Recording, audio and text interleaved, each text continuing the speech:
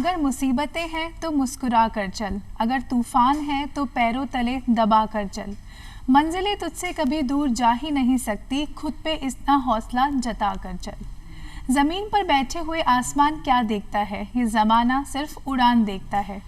नमस्कार दोस्तों, मैं हूं बबीता प्रधान, आप सभी का स्वागत करती हूं आप सभी के पसंदीदा कार्यक्रम धरती धुरारी में।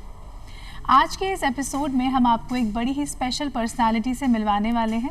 वे महिला सशक्तिकरण का बड़ा ही अच्छा एग्जाम्पल है। तो आइए मिलकर स्वागत करते हैं डॉक्टर मीनाक्षी जैन जी का। वे प्रोफेसर हैं in government girls college Chomu, Rajasthan में। मीनाक्षी जी, बहुत बहुत स्वागत है आपका हमारे इस कार्यक्रम धरती धुरारी में। धन्यवाद बबीता जी, और सभी दर्शकों को भी मेरा नमस्कार। मुझे बहुत खुशी है और बहुत अच्छा लग रहा है कि आज मैं जयपुर दूरदर्शन के इस मंच पर हूँ और अपनी बात को दर्शकों के साथ भी साझा कर रही हूँ और आपके साथ भी जी। और अपने जीवन के अनुभवों को मैं आपके साथ यहाँ पर जी शेयर करना चाहूँगी। जी मीनाक्षी जी, हमारे लिए भी बड़ी सौभाग्य की बात है कि आज आप इस मंच पे हमारे साथ में हैं और जाहिर है कि दर्शकों को बहुत कुछ आपसे आज जानने को मिलेगा। आप प्रोफेसर हैं और आपका जो स्ट्रीम है वो बड़ा ही इंटरेस्टिंग रहा है, होम साइंस। तो जानना चाहेंगे बचपन में किस तरह से आप स्टडीज़ की तरफ मोटिवेटेड हुई या किसने आपको मोटिवेट करा, मेंटोर कौन रहे लाइफ में? देखिए, इतनी बड़ी ज़िंदगी है तो मेंटोर बहुत सारे होते हैं, लेकिन जैसे हम जानते हैं कि नींव जो हमारी है वो हमारे घर से ही शुरू होती है, हमारे बचपन से। तो मैंने मेरे पेरेंट्स को हमेशा देखा कि वो बहुत ही किसी भी काम को करते थे तो बहुत ही डेडिकेशन के साथ, बहुत ज़्यादा मेहनत और हिम्मत के साथ उन्होंने काम किया। हमेशा उनको मैंने कुछ ना कुछ काम करते हुए ही पाया। कभी ऐसा नहीं देखा मैंने कि उन लोगों ने बहुत सारा खाली टाइम अपना कहीं इधर उधर बातचीत करने में या गप्पे मारने में या ऐसे ही पास कर दिया हो। तो ये हमेशा से मैंने उनको क्योंकि देखा तो मेरे जीवन में ये अवधारणा बन ही गई कि कभी भी खाली नहीं बैठना है या इधर उधर की गॉसिपिंग्स तो सिर्फ टाइम को वेस्ट करने के लिए है। अगर अपना कोई लक्ष्य है तो उसको पाने के लिए हमेशा मेहनत करनी होगी, निरंतर प्रयास करने होंगे। और एक मुझे लगता है कि इस सब के साथ में मेरे जो पापा हैं उनका बहुत कठोर अनुशासन था और उनको क्योंकि पढ़ाई में बहुत ज़्यादा रुचि थी और अपनी कुछ परिस्थितियों के चलते वो अपनी पढ़ाई को उन्हें बीच में छोड़ना पड़ा जी। तो शायद वो चीज़ें भी मेरे मस्तिष्क में रही होंगी अचेतन रूप में या इस तरीके से। तो वो हमेशा से मुझे लगा कि मुझे पढ़ कर के ही अपना कुछ जीवन में हासिल करना है, कोई भी मुकाम अच्छा मैं प्राप्त कर सकती हूँ। बहुत ही आपने अच्छी बात बोली कि अपने पेरेंट्स को अपने मेंटोर मानते हुए, आपके पापा की लाइफ बीइंग को अपने मेंटोर मानते हुए अपनी स्टडीज़ को आगे बढ़ाया है। और एक जब महिला पढ़ती है तो मीनाक्षी मैम ऐसा कहते हैं कि पूरी सोसाइटी आगे बढ़ती है, तो ये बहुत ही अच्छी बात है। आपका स्ट्रीम है home science in clothing and textile, तो ये बड़ा सुनने में भी इंटरेस्टिंग सा टॉपिक मुझे लग रहा है। तो इसका इस सब्जेक्ट का एक्चुअल मीनिंग क्या है, ये आपसे समझना चाहेंगे। जी बिल्कुल। सबसे पहले तो मैं आपको ये बताऊं कि होम साइंस का नाम सुनते ही बहुत सारे लोगों को लगता है कि ये एकदम कोई घरेलू सी चीज़ है, इसमें क्या सिखाएंगे, बस घर के काम काज, जो जनरल इम्प्रेशन है। और हम हमेशा इस प्रॉब्लम को फेस करते हैं, ये हमारी समस्या है कि हम अपने इस सब्जेक्ट के बारे में बहुत ज़्यादा लोगों को बता ही नहीं पाते हैं। जो उनकी इमेज है उसको हम अभी तक हटा नहीं पाए हैं। लेकिन आज इस मंच के माध्यम से मैं आप सभी को बता दूं कि होम साइंस एक सब्जेक्ट नहीं है, ये वे ऑफ लिविंग है, आपके जीवन जीने का तरीका, आप कैसे अपनी ज़िंदगी को जी सकते हैं जी। होम साइंस में एक्चुअली 5 फील्ड्स हैं और पांचों अपने आप में बहुत सारे स्किल्स को, बहुत सारे कौशलों को समेटे हुए हैं जी। तो जो आज के समय की आवश्यकता है उसके हिसाब से कि हम ये देखते हैं कि लोग सरकारी नौकरी के पीछे भाग रहे हैं, है ना, और नौकरियां बहुत कम हैं, पॉपुलेशन बहुत बढ़ चुकी है। तो महिलाओं को आत्मसम्मान के लिए, उनके स्वरोजगार के लिए, एंटरप्रेन्योरशिप के लिए होम साइंस एक ऐसा सब्जेक्ट है जो स्किल्स से भरा हुआ है। बहुत सारे कौशल हैं, जैसे उदाहरण के लिए मैं आपको बताती हूँ, home management and interior decoration, ये एक सब्जेक्ट है। इसके अंदर हम हमारे जितने भी human and non human resources हैं उनको किस तरीके से यूटिलाइज करें। मतलब हमारे पास बहुत कम पैसा है, बहुत कम एनर्जी है, लेकिन फिर उसमें से हम अधिकतम कैसे पा सकते हैं। इसके साथ साथ इसमें हम लोगों को इंटीरियर डेकोरेशन भी सिखाते हैं, फर्श सज्जा है, इवेंट मैनेजमेंट, ये सारी चीज़ें, तो बच्चे खुद एंटरप्रेन्योर बन सकते हैं। इसी तरीके से फूड्स एंड न्यूट्रिशन है, तो घर में बैठकर भी हम किस तरीके से अपने जो भी लोकली अवेलेबल रिसोर्सेज हैं, फूड प्रोडक्ट्स, फूड्स हैं, उन सब से हम कैसे अपने परिवार को बहुत संतुलित भोजन दे सकते हैं। बीमारी में हम किस तरीके से किस तरह के फूड देने चाहिए, तो बहुत सारी चीज़ें हैं इसमें। डाइट मैनेजमेंट के अलावा वो सारी चीज़ें, इवन हम केटरिंग, और मैं इसमें कहती हूँ कि छोटी सी अगर एक चीज़ भी हम सीख जाएं कि हम केवल लड्डू बनाना या मठरी बनाना भी सीख जाएं या अच्छा खाना बनाना भी सीख जाएं, तो हम अपनी कोई केटरिंग का बिजनेस शुरू कर सकते हैं, टिफिन सेंटर खोल सकते हैं। इसी तरीके से इसमें बाल विकास भी एक सब्जेक्ट है। उसके अंदर हम किस तरीके से बच्चे के जन्म से पहले तक और उसकी मृत्यु तक कैसे कैसे उसकी डेवलपमेंटल स्टेजेस होती हैं, तो पूरी साइकोलॉजी को समझना, किस स्टेज पर किन लोगों को किस तरह की सहायता की ज़रूरत है, उनके कैरियर से संबंधित काउंसलिंग कर सकते हैं, फैमिली से रिगार्डिंग कर सकते हैं। इसमें अगर हम एंटरप्रेन्योरशिप की बात करें तो प्री स्कूल्स में, अर्ली स्कूल्स में, नर्सरी स्कूल्स की को हम कर सकते हैं। स्पेशली एबल्ड बच्चों के लिए हम स्कूलिंग कर सकते हैं। इसके अलावा हम डे केयर सेंटर, क्रैचेस वगैरह भी खोल सकते हैं। साथ ही महिलाओं और बच्चों के विकास के लिए जो योजनाएं चल रही हैं उनमें भी हम अपना योगदान दे सकते हैं। इसके अलावा एक फील्ड है इसका एक्सटेंशन एजुकेशन एंड कम्युनिकेशन।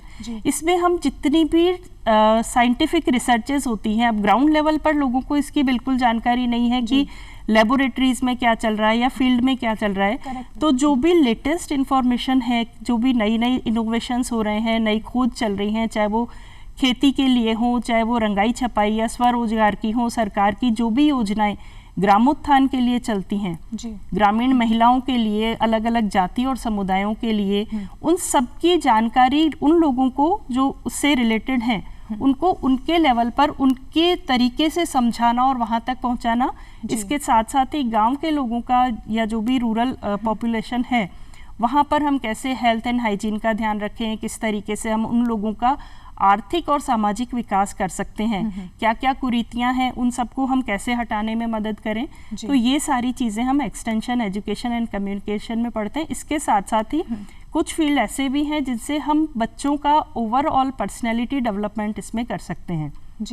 अब बात आती है मेरे फील्ड की, क्लोथिंग एंड टेक्सटाइल। ये होम साइंस में पूरा हमारा लाइफ साइकिल ही कंप्लीट हो गया। जी बिल्कुल, ये पूरा वेलबींग को इसने कवर कर लिया। बहुत ही अच्छा लग रहा है मैम आपसे ये बात जान के। मैं भी फर्स्ट टाइम आपसे बात समझ रही हूँ, तो मैं ये समझ पा रही हूँ कि जिस तरीके से विलेज लेवल को भी आप कवर कर रहे हैं, अर्बन लेवल को भी आप कवर कर रहे हैं। तो इसमें क्लोथिंग एंड टेक्सटाइल का मैम वो फॉर्मेशन हम समझना चाहेंगे। हाँ, clothing and textile actually home science का ही एक पार्ट है। अब आप देख रहे हैं कि फैशन बहुत तेजी से बढ़ रहा है ना। इंफॉर्मेशन टेक्नोलॉजी इतनी एडवांस हो गई है कि आज अगर मेरे पास यहाँ कुछ भी है, मैंने कोई डिज़ाइन डेवलप किया या कोई प्रोडक्ट बनाया, वो सेकंड्स भी नहीं लगते, दुनिया के किसी भी कोने में वो चीज़ें पहुँच जाती हैं। तो क्लोथिंग एंड टेक्सटाइल में बेसिकली हम लोग अभी जो पढ़ते हैं या समझते हैं वो हमारी जितने भी डाइंग, प्रिंटिंग या जहाँ से फाइबर का प्रोडक्शन हो रहा है वहाँ से हम रेडी गारमेंट बनाते हैं और उसको कहीं भी भेजते हैं, उस सारी चीज़ों को हम पढ़ते हैं। तो इसमें फाइबर मैन्युफैक्चर भी आता है, यार्न मैन्युफैक्चरिंग भी है, गारमेंट कैसे डेवलप करना है, फैब्रिक कैसे डेवलप करना है, उस पर क्या फिनिशिंग्स हम देते हैं, है ना, ये सारी चीज़ें। तो किस तरीके से हम डिज़ाइन करें, और आज के कंटेक्स्ट में बहुत ज़रूरी है क्योंकि हम सभी जान रहे हैं ग्लोबल वार्मिंग बहुत बड़ी समस्या है, पूरा इकोसिस्टम बहुत बुरी तरह से डिस्टर्ब हो चुका है, पर्यावरण प्रदूषण की और बहुत सारी समस्याएं हैं। तो हम जो हमारी संस्कृति में था कि हम चीज़ों का उपभोग नहीं करते थे बल्कि हमारी धरोहर को संजो कर रखते थे, अपने साथ समेट कर के रखते थे, कभी भी उपभोग की संस्कृति नहीं रही हमारी, है ना। हमेशा हमने बचाना सीखा और इसी को सस्टेनेबिलिटी कहते हैं कि हम अपने लिए यूज़ करें लेकिन हमारी आगे की जनरेशन्स को भी हम कुछ बचा करके दें, अच्छा दें। तो आज के टाइम पर ये जो फास्ट फैशन है और बहुत तेजी से मशीन मेड कपड़े आ रहे हैं, बहुत सस्ती कीमतों पर मिल जाते हैं, उसकी वजह से क्या हो रहा है कि हमारे जो भी प्राकृतिक स्रोत हैं, हमारी संपदा है वो सारी बहुत ज़्यादा एक्सप्लॉइट हो रही है, उसका दोहन हो रहा है। इसके साथ साथ ही जितने ज़्यादा हम कपड़े या गारमेंट्स या कोई भी अपैरल किसी भी तरह की चीज़ मैन्युफैक्चर करते हैं, कोई भी फैशन प्रोडक्ट बनाते हैं, तो उसमें बहुत सारी एनर्जी भी लगती है, बहुत सारा वाटर भी लगता है और इतने सारे टॉक्सिक केमिकल्स का यूज़ होता है जो हमारी सिर्फ प्रकृति के लिए नहीं बल्कि हमारी अपनी सेहत के लिए भी बहुत नुकसानदायक है। और जितने भी सिंथेटिक फाइबर्स हैं क्योंकि वो बायोडिग्रेडेबल नहीं है तो वो अल्टीमेटली पर्यावरण को और ज़्यादा प्रदूषित करते हैं, कचरा ही बढ़ाते हैं। तो इस फील्ड में हम लोग ये सीखते हैं कि हम किस तरीके से डिज़ाइनिंग करें कि हम ज़ीरो वेस्ट की तरफ पहुंच जाएं। जब भी हम फैब्रिक से ड्रेस को तैयार करते हैं तो उसमें बहुत सारी कटिंग, बहुत सारे स्क्रैप्स होते हैं, है ना, वो सारी चीज़ें जब वो वेस्ट में जाती हैं तो पूरे पर्यावरण को प्रदूषित कर देती हैं। तो इसमें हम ये एक तो ये सीखते हैं कि कौन से रॉ मटेरियल हैं जिनका हम इस्तेमाल करें अपने घर में, अपने गारमेंट्स के लिए, या अपने और भी जो भी होम अपैरल या होम फर्निशिंग्स हम यूज़ कर रहे हैं, तो किन चीज़ों को हमें यूज़ करना चाहिए, कैसे हम यूज़ करें कि हम मिनिमम वेस्ट उसमें हमें मिले। अच्छा, हमारा एनवायरनमेंट भी प्रदूषित ना हो। बिल्कुल। वाटर का भी हम उपयोग बहुत ही कम से कम हाँ। करें, क्योंकि कॉटन ड्रेस मैन्युफैक्चरिंग में मैम मैंने भी कहीं पढ़ा था कि वाटर का बहुत ज़्यादा वेस्टेज होता है। वाटर का वेस्टेज भी है, साथ में इसमें केमिकल्स बहुत ज़्यादा यूज़ होते हैं, पेस्टिसाइड्स। अपन कॉटन को उगाते हैं तो इतने सारे पेस्टिसाइड्स का प्रयोग करते हैं, तो वो सारे अल्टीमेटली हमें नुकसान पहुंचाते हैं। तो ये कोशिश होनी चाहिए, मतलब इसमें हम प्रमोट करना चाहते हैं कि जो हमारे लोकली अवेलेबल रिसोर्सेज हैं, हमारी फसलें हैं, हमारे यहाँ पर जो भी क्रॉप्स होती हैं, जैसे कॉटन, तो कॉटन और वूल, हालांकि राजस्थान बहुत अच्छा प्रोड्यूसर है इसके लिए, लेकिन इसके अलावा जैसे आख है, इसको हमने कभी 19th सेंचुरी में इसको यूज़ किया जाता था राजस्थान में, लेकिन अंग्रेज़ों ने आकर के इसे ख़त्म कर दिया, कॉटन को प्रमोट किया। तो जो लोकली अवेलेबल चीज़ें हैं उनको हम कैसे मिनिमम केमिकल्स को यूज़ करते हुए, अच्छा, बाहर से हम किसी भी चीज़ को मंगाएंगे तो कॉस्टली भी होता है, साथ ही ट्रांसपोर्टेशन में जो भी फ्यूल कंज्यूम होता है ये भी पर्यावरण को प्रदूषित करता है। हम कभी सोचते ही नहीं है कि हमने विदेशों से क्या क्या चीज़ें मंगवा ली हैं, या हम बहुत खुश होते हैं कि हम वहाँ से ये चीज़ लेकर के आए हैं, या हमने ये इम्पोर्ट किया है। तो जितना भी ट्रांसपोर्टेशन हम कर रहे हैं, और इवन एक शहर से दूसरे शहर में भी हम जा रहे हैं, तो बहुत सारा फ्यूल कंज्यूम होता है। वो सारी चीज़ों को अवॉइड करने के लिए, ताकि हम अपने पर्यावरण को संरक्षित रख सके, तो जो भी हमारे पास प्राकृतिक संसाधन इसी माहौल में हमारे पास हैं, हमारे अपने शहर में, हमारे अपने इलाके में है ना, उनको हम किस तरीके से कंज्यूम करें, कैसे हम यूज़ करें प्रोडक्ट्स को बनाने में, या जो भी कपड़े हम पहन रहे हैं। इसके अलावा दूसरी चीज़ और मैं यहाँ फोकस करना चाहती हूँ, हमारी तो सांस्कृतिक विरासत ऐसी है कपड़ों के लिए भी और सभी चीज़ों के लिए, कि पूरी दुनिया में जिसकी कोई मिसाल नहीं है। तो हमारे अपने देश में और हमारे अपने राज्य में इतनी सारी टेक्सटाइल हैंडीक्राफ्ट्स की कलाएँ हैं, इतनी सारी आर्ट हैं, इतने सारे स्किल्स हैं, चाहे वो पैच वर्क को ले लीजिए आप, या सुजनी को ले लें, अब जयपुरी रजाई है, कोटा डोरिया की साड़ीज़ हैं, सांगानेर और बगरू वर्ल्ड फेमस है डाइंग एंड प्रिंटिंग के लिए। तो ये सभी जो चीज़ें हैं ये हमारे लिए बहुत महत्वपूर्ण हैं, और हम ग्रेजुअली इनको खोते जा रहे हैं। जैसे हैंड ब्लॉक प्रिंटिंग की जगह स्क्रीन प्रिंटिंग आ गई है, क्योंकि वो बहुत सस्ती भी पड़ती है और टाइम भी कम लगता है। तो हमने मेहनत करना छोड़ दिया है, वो सारी चीज़ें जो हमारी धरोहर थी उनको हम धीरे धीरे छोड़ते जा रहे हैं, और इसका पर्यावरण पर तो नुकसान है ही। जैसे हम जानते हैं सांगानेर में कितना पॉल्यूशन, वाटर पॉल्यूशन बहुत ज़्यादा बढ़ चुका है। इसके साथ साथ में हम अपने उन कलाकारों को भी बेरोजगार करते जा रहे हैं, और बहुत सारी लोग हैं ऐसे जिन्हें नेशनल अवार्ड्स भी मिले हैं, लेकिन उसके बावजूद उनकी अगली जो जनरेशन्स हैं वो इस फील्ड में नहीं आना चाहती। तो हम ये भी चाह रहे हैं कि जिस तरीके से इसमें हम ये बताते हैं कि नेचुरल किस तरीके से हम डाइंग कर सकते हैं, प्रिंटिंग कर सकते हैं, और हैंड स्किल्स को कैसे हम बहुत प्रमोट करें और बहुत अच्छा उसको बढ़ा सकें। आपकी सोच भी बहुत अच्छी है, क्योंकि आज के इस ज़माने में हम देखें तो नेचुरल कैलेमिटीज़ भी हम लोग काफ़ी सारी फेस कर रहे हैं, लाइक वाटर पोल्यूशन हो गया, CO2 जो एमिशन है वो भी बहुत ज़्यादा हो रहा है, ग्रीन हाउस एमिशन भी बहुत ज़्यादा हो रहा है। तो इन सबको कंट्रोल करना भी बहुत ज़रूरी है, और आप अपनी स्ट्रीम के माध्यम से काफ़ी अच्छा इसमें कॉन्ट्रीब्यूट भी कर रही हैं। एक बात आपने बहुत ही खूबसूरत कही कि कलाकारों की जो कला है वो मशीन वर्क से अब दबती जा रही है, वो बाहर नहीं आ रही। तो इसको प्रमोट करना भी आज के ज़माने में बहुत ज़्यादा ज़रूरी है, उनको एम्प्लॉयमेंट दिलाना भी आज बहुत ज़्यादा ज़रूरी है। बहुत ही नेक आप कार्य कर रही हैं अपने इस स्ट्रीम के माध्यम से। मैम, आपने PG डिप्लोमा भी किया था एक्सपोर्ट के अंदर, तो जानना चाहेंगे निर्यात हमारे GDP में कितना इम्पोर्टेंस रखता है, आप अपने स्ट्रीम के माध्यम से बताएं। बिल्कुल, हमारा मेरा जो स्ट्रीम है वस्त्र और परिधान, क्लोथिंग एंड टेक्सटाइल, तो हम सभी जानते हैं कि इंडिया का जो जितना भी टोटल एक्सपोर्ट है उसका ऑलमोस्ट 20% गारमेंट्स का ही है, और GDP के लिए बहुत महत्वपूर्ण है, क्योंकि जब हम अपनी जो चीज़ें हैं जो हमारे पास सरप्लस हैं उनको हम दूसरे लोगों तक पहुंचाएंगे तो एक तो ये हमारी कला का प्रसार होता है, जो जी, भी हमारी बिल्कुल। ट्रेडिशनल जो हेरिटेज है उसको हम प्रमोट बिल्कुल, करते हैं, आर्टिजन्स को प्रमोट करते हैं। इसके साथ साथ में जो विदेशी मुद्रा है वो हमारे यहाँ पर आती है, जी, फॉरेन हमारा करेंसी, foreign- जी, जी, वो बढ़ता है। उसकी वजह से वर्ल्ड में रेप्यूट, अपनी पोजीशन मार्केट में अपने आप को एस्टेब्लिश करना, ये कुछ चीज़ें हैं जो बहुत इंपॉर्टेंट हैं। और यहाँ क्योंकि मार्केट हमारा बहुत ज़्यादा साउंड है, जी। हमारी पॉपुलेशन बहुत ज़्यादा है, तो जितना प्रोडक्शन है उसको काफ़ी कुछ हम यहाँ पर कंज्यूम कर लेते हैं, लेकिन जो सरप्लस है वो वेस्ट नहीं हो।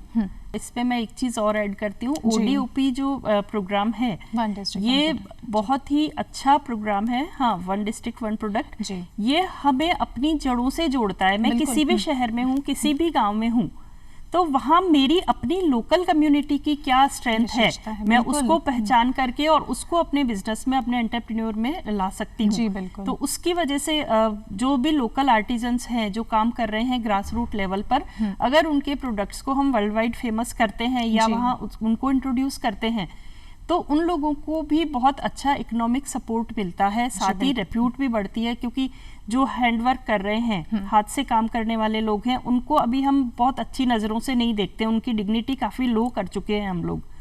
तो अब उसको कंपनसेट करने का टाइम है कि इन प्रोडक्ट्स के माध्यम से जी, हम उनको उनका जो रेप्यूट है वो वापस से दिलवाएं, उनके जो सही जो प्लेटफॉर्म है वो उनको प्रोवाइड करवाना चाहिए। जी, जी, बिल्कुल मैम, बहुत ही आपने एकदम सही कहा। आपको अपने इस कार्य के लिए बहुत से अवार्ड्स भी मिले हैं, बहुत से गोल्ड मेडल्स भी मिले हैं। तो जब हम कोई कार्य करते हैं उसका हमें रिकग्निशन मिलता है तो बड़ा ही अच्छा लगता है। तो जानना चाहेंगे कि वो एहसास कैसा था, आपने कैसा फील करा? देखिए, ये वाकई बहुत सुखद एहसास होता है जी। कि हमने जो मेहनत की है, हमने जो काम किया है, उसको किसी ने पहचाना या उसकी रिकग्निशन बनी। जी, तो क्योंकि मुझे शुरू से ही पढ़ने का बहुत शौक था, तो मैं हमेशा मुझे ये और किसी भी काम को करने के लिए मुझे लगता है कि अगर हमने उस काम को करने की जिम्मेदारी उठाई है, जी। तो फिर उसको पूरी मेहनत और लगन के साथ ही हम पूरा करें जी, और अच्छे से किसी भी काम को अकम्प्लिश करें। तो पढ़ाई में भी मेरे साथ यही रहा और इसीलिए मैंने अपने पोस्ट ग्रेजुएशन में वनस्थली विद्यापीठ से मैंने किया। वहाँ पर मुझे गोल्ड मेडल मिला MSc क्लोथिंग एंड टेक्सटाइल में। इसके साथ साथ मैंने B.Ed भी वहाँ से ही किया था।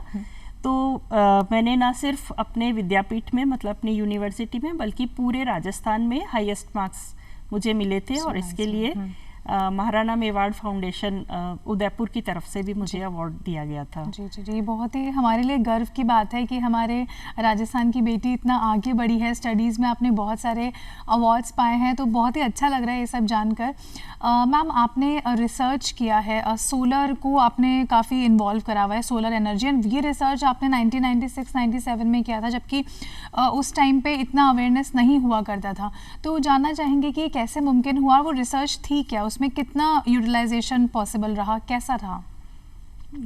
मैं एक्चुअली हमेशा से अपने पर्यावरण के लिए बहुत जागरूक रही हूँ और कुछ नया करने की इच्छा हमेशा रही है। तो जब मैं MSc कर रही थी उस दौरान मेरी स्टूडेंट लाइफ में मैंने ये काफ़ी रिसर्च जर्नल्स को देखा, काफ़ी स्टडीज़ जो चल रही थी उस समय डाइंग एंड प्रिंटिंग, और क्योंकि ये डाइंग एंड प्रिंटिंग मेरा अपना इंटरेस्ट का एरिया है, तो मैं ये देख रही थी कि IIT दिल्ली में सोलर केयर बना करके ब्लीचिंग एंड स्काउरिंग का काम किया जा रहा है। तो उस को ध्यान में रखते हुए और कुछ और स्टडीज़ को मैंने पढ़ा और उसके अकॉर्डिंग मुझे लगा कि हमारे यहाँ तो सोलर एनर्जी बहुत मिलती है, बहुत ज़्यादा हमारे लिए आम चीज़ है। तो मैंने इसको अपने जो MSc का प्रोजेक्ट था उसके लेवल पर इसको ट्राई किया था और उस पर मुझे काफ़ी सफलता मिली। मतलब मैंने कॉटन सैंपल्स को किया था, सूती कपड़े को उसकी स्काउरिंग, ब्लीचिंग और डाइंग, ये चीज़ें मैंने की। और उसके बाद मैंने एक रिसर्च प्रोजेक्ट और करवाया था जिसमें मैंने वुलन्स के लिए ये सारी चीज़ें की कि किस तरीके से हम सोलर एनर्जी को यूज़ करते हुए रंगाई और छपाई के लिए काम में ले सकते हैं। बहुत ही इंटरेस्टिंग ये टॉपिक भी जानने को लग रहा है, क्योंकि सोलर एनर्जी अब हम आज के ज़माने में काफ़ी आगे बढ़ चुके हैं यूज़ करने में। आपने उस टाइम पे ये रिसर्च करी और आपका माइंडसेट इस तरीके का था, तो ये बहुत ही अच्छी बात है मीनाक्षी मैम। मैम, अगर देखा जाए आज के इस आधुनिकता के इस दौर में चलते हुए फैशन बहुत ही फ्रीक्वेंटली चेंज होता है, तो इस दौर में compete कैसे किया जा सकता है? लाइक आज हमें कुछ पसंद आ रहा है तो कल कुछ पसंद आ रहा है, तो फिर ये कंपटीशन कितना हद तक ट्रू है, मतलब किस तरीके से compete कर सकते हैं? बिल्कुल, मैंने अपना जो PhD की थी, हाँ जी, वो मेरी लगभग इसी चीज़ पर थी कि हम जितने भी टेक्सटाइल कंज्यूमर्स हैं सभी जी, हैं, हाँ। वस्त्र उपभोक्ता, तो बिल्कुल। हम किस तरीके से एनवायरनमेंट को जो हम नुकसान पहुंचा रहे हैं उसके बारे में अवेयरनेस और नॉलेज का लेवल क्या है, जी, ये मैंने स्टडी किया था और ये जी। मैंने अपनी एक बुक में भी इसको पब्लिश करवाया है। तो मैंने कुछ स्टूडेंट्स पर रिसर्च किया और उनके पेरेंट्स पर भी, अजमेर और जोधपुर में। जी। तो वहाँ मैंने ये देखा कि लोगों को बिल्कुल एहसास नहीं है कि हम क्या खरीद रहे हैं, कैसे खरीद रहे हैं। जहाँ फाइनेंशियल क्राइसिस है वहाँ अलग बात है, अदरवाइज कुछ भी एक नज़र में पसंद आया उसे हमने खरीद लिया, जी, और उसके बाद क्या होता है, वो चीज़ें वार्डरोब में हमारे रखी रहती हैं, या तो बहुत एक दो बार पहन करके डिस्कार्ड कर दिया। तो ये चीज़ें बड़ा नुकसान देने वाली हैं। तो ये बहुत जानने की ज़रूरत होती है जब भी हम किसी भी चीज़ को परचेज करते हैं, वो कपड़ों के लिए नहीं और भी जगह है, और विशेष रूप से कपड़ों में इसलिए कि फैशन हमें लगता है कि हमारी पर्सनैलिटी को बहुत चेंज कर देगा, या हमें अपडेटेड रहने के लिए, अप टू डेट रहने के लिए बहुत ज़रूरी है जी। कि हम जो भी करंट ट्रेंड्स चल रहे हैं उनको फॉलो करें। तो ये बहुत ही अच्छी एक चीज़ थी जो मैंने लोगों में देखी कि वो बिल्कुल कहीं कहीं पर ऐसा था कि बहुत सोच समझ करके खर्च करते हैं, लेकिन हमारे यहाँ की जो ट्रेंड है कि हम सेकंड्स मतलब अपनी फैमिली में शेयरिंग कर लेते हैं जी। और आजकल तो रेंटल का ट्रेंड भी बहुत चल रहा है। वरना जी, होता क्या है, मेरी शादी की ड्रेस है, वो मैंने एक बार पहनी, उसके बाद मैं लाइफ टाइम उसको कभी नहीं पहन बिल्कुल, सकती, correct, और उस पर पैसा मैंने बहुत खर्च किया। जी, तो एक तो हम ये कॉन्स्पिक्यूअस कंजम्पशन को छोड़ दें कि देखा और पसंद आया और हमने उसे ग्रैब कर लिया, जी। ऐसा नहीं होना चाहिए। अगर हम ऐसा करते भी हैं और फिर हम उसको पहनते नहीं है, तो इसका मतलब हमने सिर्फ अपना पैसा वेस्ट नहीं किया, बल्कि हमने प्रकृति ने हमें जो संसाधन दिए हैं उन सबको खराब किया, हमने उन सबको वेस्ट किया। जी। तो होना ये चाहिए कि पहले तो हम बहुत सोच समझ करके अपना पैसा खर्च करें। कोई भी ड्रेस हम लेते हैं तो उसमें उसका मटेरियल क्या है, वर्कमैनशिप कैसी है, क्वालिटी, कलर, हर चीज़ को देखें, उसकी फिटिंग देखें, वो सारे फैक्टर्स हमें देखने चाहिए। उसके बाद अगर हमें लगता है कि हम इसको बहुत फ्रिक्वेंटली नहीं पहन सकते, क्योंकि मैं आपको बताऊं कुछ रिसर्चेस में ये भी पाया गया है कि आज से 20 साल पहले हम एक ड्रेस को जितनी बार पहनते थे, अब हम उसका केवल 2/3 ही पहन पा रहे हैं। हमने 1/3 उसको कट कर दिया, मतलब उसका जो उपयोग होना चाहिए था, जो उसकी यूटिलिटी थी, वो 2/3 टाइम्स ही रह गई है ना। तो अगर हम खुद नहीं पहन पा रहे हैं किसी भी कारण से, कि एक बार हमें बहुत अच्छी लगी फिर मन से हट गई, तो हम किसी दूसरे पर्सन को वो दे दें। हालांकि हमारे तो ट्रेडिशंस में ये चला आ रहा है, बिल्कुल बिल्कुल। हमारे यहाँ जो भी कोई एक ड्रेस आती है वो सब भाई बहन जो भी छोटा है उसको मिलेगी, उसके बाद में उसका कुछ दूसरा यूज हो जाएगा। हम वेस्ट कभी भी नहीं करते हैं, जी बिल्कुल, है ना, चाहे हम उसको डस्टिंग के लिए काम ले रहे हैं या किसी भी और चीज में। तो अगर हमारी ड्रेसेस ऐसी हैं जो एक्चुअली पहनने लायक हैं, लेकिन हम किसी वजह से नहीं पहन रहे हैं, तो हमें दूसरों के साथ में उसको शेयर कर लेना चाहिए। छोटा मोटा उधड़ गया है, रिपेयर की जरूरत, मेंडिंग की जरूरत है, वो कर लिया। या डिजाइनिंग, मैं इसी चीज को कहना चाह रही थी कि अभी हम डिजाइनिंग में अभी तक हम नहीं कर पा रहे हैं, लेकिन मैं प्रमोट करना चाहती हूँ हम सर्कुलर डिजाइनिंग को या जीरो वेस्ट डिजाइनिंग को प्रमोट करें। डिजाइनिंग करते समय ही जो भी फैशन डिजाइनर्स हैं वो इस बात का ध्यान रखें कि कैसे हम उस ड्रेस को, जब वो मन से हट गई है, उसको डिसअसेंबल करें और फिर रीअसेंबल इस तरीके से करें कि उसको फिर हम बार बार यूटिलाइज कर पाएं। और ऐसा आपने देखा होगा, कई बार ऐसा होता है कि ये मेरी नानी की साड़ी थी, उन्होंने अपनी शादी पे पहनी थी, फिर ये मेरी मम्मी ने पहनी और ये फिर मैंने पहनी। तो इस तरह की जो कस्टमाइज्ड ड्रेसेस हैं ये बहुत ज़रूरी हैं बनवाना, क्योंकि इससे कस्टमर को भी या जो पहनने वाला है उसको बहुत ज़्यादा अटैचमेंट होता है, तो वो उसको डिस्कार्ड नहीं करेगा जल्दी से। तो ये जो रेडी और बल्क में आ रही हैं ड्रेसेस, इनकी बजाय हम अपनी कस्टमाइज्ड ड्रेसेस बनवाएं ताकि हम उनके साथ में अपना एक रिलेशन फील करें। जी बिल्कुल। और वेस्टेज जितना भी हो रहा है उसको मिनिमाइज करने की कोशिश करें। जी बिल्कुल। और ये बहुत ही अच्छा आपने मैसेज दिया है, जो लाइक हम गर्ल्स के लिए, हम थोड़े से शॉपोहॉलिक होते हैं कि हाँ ये पसंद आ गया तो ये भी ले लिया, वो भी ले लिया, बट ठीक है उनको हम लोग को पहनना चाहिए। और अगर कुछ टाइम बाद नहीं भी पहनते तो we can donate that clothes also, कि जो नीडी हैं, बहुत से NGOs हैं, बहुत से ऐसे हम देखते हैं, उनको हम दे सकते हैं पहनने के लिए, जिनको नीड है। उनको वेस्ट करने से अच्छा है हमारे घर में उसको बल्क में रखने से बहुत अच्छा है। बहुत ही नेक सोच है मीनाक्षी जी आपकी। जानना चाहेंगे आपका एरिया ऑफ रिसर्च क्या रहा, क्योंकि हर किसी प्रोफेसर का एक अपना एरिया ऑफ रिसर्च होता है जिसको बहुत पसंद होता है, तो आपका एरिया ऑफ रिसर्च क्या रहा? मेरा एरिया ऑफ रिसर्च सस्टेनेबिलिटी और हमारी ट्रेडिशनल क्राफ्ट्स को लेकर के ही है, क्योंकि मैं देखती हूँ कि हमारे, जैसा अभी मैंने अभी भी बताया आपको कि क्राफ्ट्समैन जितने भी हैं वो अभी उनकी इकोनॉमिक कंडीशन बहुत अच्छी नहीं है और वो दूसरे ऑक्यूपेशंस को अडॉप्ट कर रहे हैं इसकी बजाय, जो उनकी ट्रेडिशनल चली आ रही हैं चीज़ें। तो मुझे लगता है कि मैं इसी फील्ड में बहुत कुछ काम करना चाहती हूँ। कुछ मैंने किया भी, जैसे मैंने राजस्थान में फेयर ट्रेड टेक्सटाइल्स पर भी काम किया और उस पर एक बुक लिखी है जी। तो फेयर ट्रेड टेक्सटाइल्स में हम ये देखते हैं जनरली जो भी गारमेंट्स बन रहे हैं या वीविंग का भी काम हो रहा है या यार्न फॉर्मेशन भी है, तो जहाँ पर हो रहा है लोग अपने घरों से कर रहे हैं या कहीं से भी कर रहे हैं फैक्ट्रीज़ में, तो वहाँ बहुत अच्छी एनवायरनमेंट उनको नहीं मिल रहा है जो हेल्थ के लिए बिल्कुल अच्छा नहीं है, हाइजीनिक भी नहीं है। इसके साथ साथ वर्क आवर्स भी बहुत ज़्यादा हैं, तो लेबर रिलेटेड प्रॉब्लम्स बहुत ज़्यादा हैं। महिलाओं के साथ भी बहुत ज़्यादा इसमें डिस्क्रिमिनेशन होता है, वेजेस को लेकर भी है, छुट्टियों को लेकर भी है, मैटरनिटी लीव भी हो सकती है, बहुत सारे इश्यूज़ हैं और कोई उनकी आवाज़ को सुनने वाला नहीं है, कोई इस बारे में कोई इस तरह की कोई यूनियन या ऑर्गेनाइजेशंस नहीं है। अगर कुछ महिलाएं आगे आना भी चाहती हैं तो फिर उनको दबा दिया जाता है। तो इस वजह से बहुत सारी समस्याएं जो भी वर्कर्स हैं उनके सामने हैं।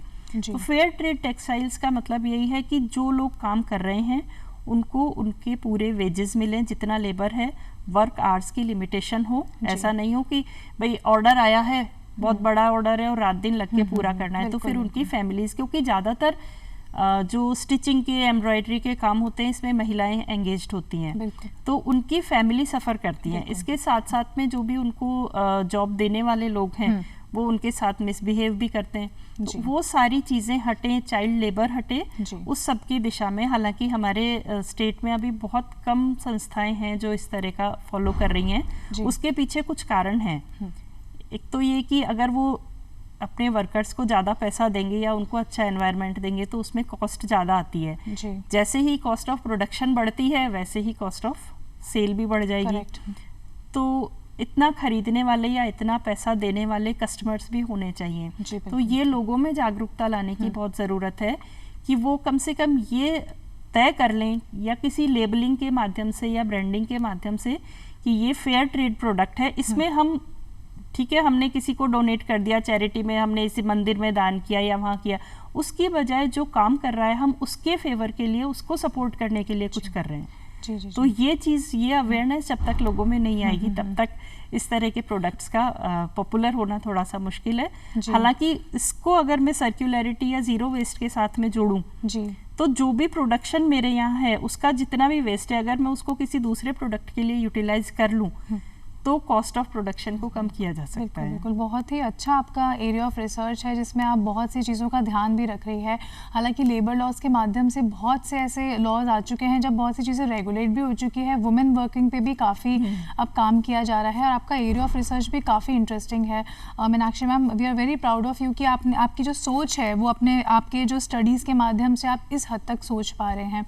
आपने अभी बुक का भी एक जिक्र किया, आपके पास में 2 बुक की ऑथरशिप भी है, तो जानना चाहेंगे उन बुक्स के बारे में। हाँ, एक बुक मैंने लिखी थी टेक्सटाइल कंज्यूमर एजुकेशन के लिए, हाँ जी, कि उपभोक्ताओं को कैसे जानकारी मिले कि क्या सस्टेनेबल है, किस तरीके से उनको परचेज करना चाहिए। तो इसमें मैंने बहुत सारी चीज़ों का जिक्र किया है उस बुक में। मैंने पहले सर्वे किया कि लोगों का नॉलेज एंड अवेयरनेस लेवल क्या है और उसके बाद फिर मैंने उनके लिए एक स्टडी मटेरियल तैयार किया। वो मैंने पावर पॉइंट के माध्यम से भी किया और उसकी एक कॉफ़ी टेबल बुक भी है।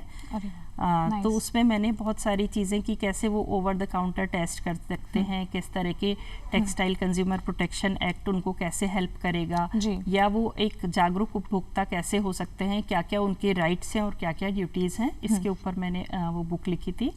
और दूसरी मैंने फेयर ट्रेड टेक्सटाइल्स के ऊपर ही लिखी थी, जिसके बारे में अभी मैं आपको बता चुकी हूँ। बहुत ही अच्छी बात है और लिखने का आपको काफ़ी शौक है और आप कविताएं भी बहुत अच्छी लिखती है, तो हम चाहेंगे, हमारे दर्शक चाहेंगे कोई कविता आप अगर पेश करना चाहें।